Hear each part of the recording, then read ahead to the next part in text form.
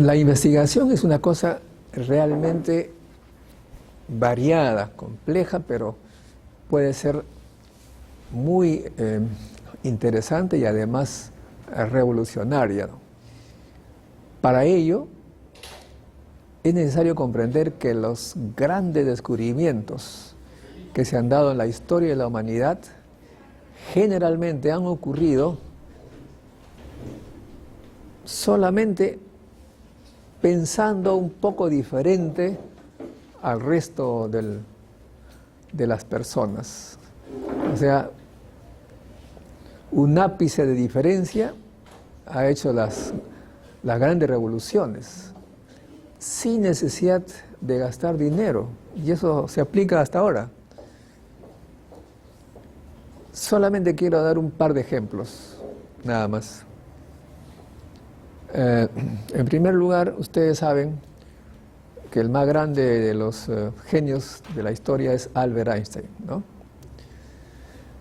Entonces, cuando uno habla de Albert Einstein, dice, uy, qué facilidades habrá tenido para hacer tantas genialidades. En un solo año, que en 1905, hizo 5 publicaciones revolucionarias, sin tener laboratorio, sin tener plata, ni un sol. Bueno, ni un marco, supongo, en esa época en Alemania, ¿no? Entonces le voy a dar un ejemplo de cómo él pensaba. El ejemplo es respecto a la gravedad. Es necesario, por supuesto, tener un entorno de ciencia donde uno puede practicar sus ideas. Él vivía en una ciudad en la que ya tenía alumbrado eléctrico, había ascensores, por primera vez, y al subir, bajar el ascensor, se dio cuenta de algo, ¿no? Que cuando el ascensor bajaba, sentía que pesaba menos. Seguramente ustedes también lo han notado, ¿no? Cuando baja más rápido, pesa menos. Y más bien cuando subía, sentía que pesaba más. Entonces él dijo, a ver, ¿qué pasaría si el ascensor cae así libremente, en caída libre? O sea, se corta el cable y debajo de mí está la balanza, pues. ¿Sí? Resulta que saca la conclusión de que no va a pesar. Si se sube sobre la balanza y el ascensor cae en caída libre, sin cable, sin nada, la balanza marca 0 kilos, o sea que no pesaba. Dice, pero es increíble eso, o sea que la sola aceleración que puede tener artificialmente con un motor que acelera, la sola aceleración tiene el mismo efecto que la fuerza de atracción que tiene la Tierra. Porque si alguien me acelera hacia arriba, peso más, y si me dejo caer, no peso nada. Entonces hay una equivalencia entre la aceleración y la fuerza de la gravedad. Nosotros somos atraídos aparentemente por la Tierra, pero en realidad el efecto es lo mismo si estamos acelerados. Ahora, después él observando y pensando nada más, dice, ¿qué pasa si yo soy acelerado hacia arriba y por 2 agujeritos que están en una línea horizontal, por uno de ellos entra un rayo luminoso de luz, apuntando al otro agujero, porque es horizontal. Pero como yo estoy acelerado, entonces estoy subiendo y como la luz va horizontalmente y yo estoy acelerado, significa que va a caer en el agujero, pero debajo del agujero en realidad, ¿no?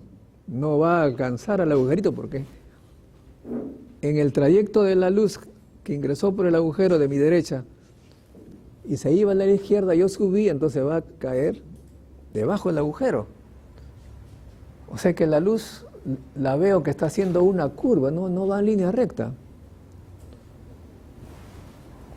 O sea que hasta ahí está solamente pensando. Luego dice, pero si la aceleración es equivalente a la fuerza de gravedad, a la fuerza que ejercen los planetas, las estrellas, significa entonces que la luz es también curvada por los planetas o las estrellas. O sea que en el espacio, la luz cuando se acerca a una estrella se va a curvar por la fuerza de la estrella. Una cosa totalmente de locos, porque a nadie se le ocurriría que la luz va a ser una curva. Bueno, hicieron la experiencia y se demostró en un eclipse que la luz cuando pasa por el Sol se curva. O sea que la luz es curvada por la fuerza de la gravedad. Sin tener masa, porque normalmente uno dice que la fuerza que hay entre dos cuerpos, la fuerza de gravedad, es igual al producto de las masas dividida entre la raíz cuadrada, el cuadrado de la distancia por una constante, ¿no? Pero la luz no tiene masa, sin embargo es curvada por una estrella o un planeta. Comienza a pensar, dice, eso significa que en realidad lo que es una recta puede ser una curva. Eso significa que está cambiando la geometría del espacio. El espacio se curva en la presencia de una estrella. Ese era su análisis, tan simple como ello. Y como no era buen matemático, porque la matemática aparentemente no era nada bueno, había sido jalado por todos lados, era un pésimo alumno. Lo habían votado prácticamente todos los colegios, un colegio de última categoría y medio raro, así como los Reyes Rojos que hay, entre comillas, última categoría, así, para los marginales, ahí lo pusieron. Entonces dijo, ¿cómo puedo matematizar este comportamiento? Bueno, se unió a un matemático que le gustan las fórmulas, pero que no piensa como él, se unió a él y escribieron el artículo que nosotros ahora conocemos como el de la relatividad general. Esta gran revolución que hasta ahora sigue causando admiración, porque permanentemente en los fenómenos cosmológicos se confirman esas teorías. ¿Por qué cuento esto? Pues para decirles que en realidad si ustedes quieren investigar cosas interesantes, tienen que tratar de pensar de manera lógica sobre los fenómenos, cualquiera que estos sean, hacer lo que se llama experimentos de pensamiento, sin necesidad de ir a la práctica. Eso se da en economía, en sociología, en psicología, en todos los campos, ¿no? Tema importantísimo porque en estos tiempos uno observa tantos fenómenos increíbles, sobre todo en nuestro país, y nos parecen cosas de locos, ¿no? Con esto del Tribunal Constitucional, de la disolución del Congreso. Bueno, entonces hacía ese ejercicio para darle esa introducción. Entonces yo les hago la pregunta, ¿no? Me puse en la mente del Congreso. El Congreso, de acuerdo a la Constitución, tiene el poder de nombrar al Tribunal Constitucional. Pero no solamente nombrar entre los candidatos, sino también a elegir a los candidatos. O sea, elige a los candidatos y entre los candidatos él hace la elección. O sea, prácticamente diríamos que es casi a dedo. Es más, de acuerdo a las normas, ni siquiera está prohibido que uno de los candidatos sea familiar de uno de los que están invitando. Entonces, si uno se pone en esa situación, por lógica, voy a nombrar un tribunal constitucional totalmente bajo mi dependencia, se va a depender de mí. Yo voy a ser capaz de elegir a personas que van a decidir luego, porque este tribunal constitucional va a resolver la suerte mía como Congreso. En otras palabras, yo estoy nombrando al juez, y ese juez incluso puede ser mi familiar. Como es el caso ahora, incluso han nombrado al primo hermano del presidente del Congreso. Haciendo este ejercicio mental, como lo hace Einstein, claro, es un tribunal constitucional que si yo lo nombro con estas reglas, me va a dar la razón a mí. No hay otra posibilidad. Y en este caso incluso, el tema que él va a juzgar es si yo estoy o no disuelto. Obviamente, si yo lo nombro, la respuesta va a ser no está disuelto.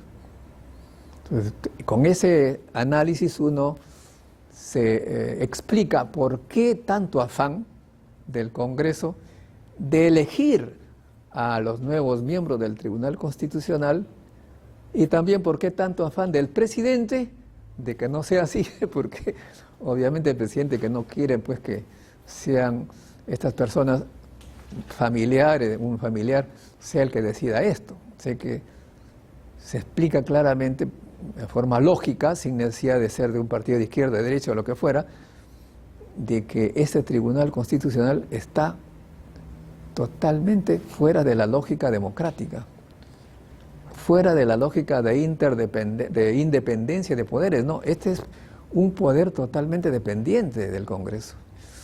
¿Y por qué se quiere cambiar a este Tribunal Constitucional? Porque este Tribunal Constitucional ha sido elegido por los congresistas anteriores. O sea, cuando uno hace ese análisis y se despoja de cualquier tipo de pensamiento político, se puede demostrar que el sistema peruano no está bien, no está correcto, no es independiente, no hay independencia de poderes. Y por lo tanto también uno puede llegar a la conclusión, nuevamente digo, independientemente de tu color político, que tiene que cambiar el mecanismo de nombramiento de elección del Tribunal Constitucional de tal forma que sea un tribunal independiente de cualquiera, o por lo menos dependiente de alguno de los poderes. O sea, yo no soy abogado, pero tampoco Einstein era un gran genio, entre comillas, no conocía mucho, pero llegaba a ese tipo de conclusiones solamente haciendo experimentos de pensamiento.